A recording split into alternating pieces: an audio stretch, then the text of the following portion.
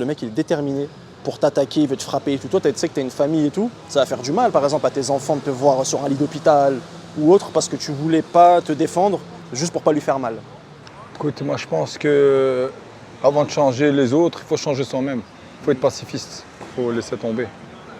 Après, si t'as pas le choix, c'est dommage pour le mec qui va le faire, tu vois. Bah ouais. Vraiment dommage pour lui. Non, mais c'est ça. Il faut approcher un gros problème comme s'il s'agissait d'un petit problème par rapport à l'adrénaline et au stress que ça peut te procurer.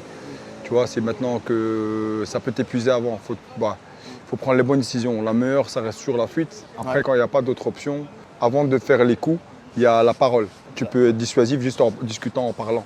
C'est sûr. Et 90% des gens, s'ils ne sont pas dans un état second, si tu... Après, ça dépend, c'est la détermination du mec, tu vois. C'est comme un Dragon Ball, tu vois, t'es là, t'as que le dispositif, tu vois, ça, son degré de dangerosité. En fait, il y a plus de gens qui ont l'emballage du mec dangereux plutôt que vraiment être dangereux.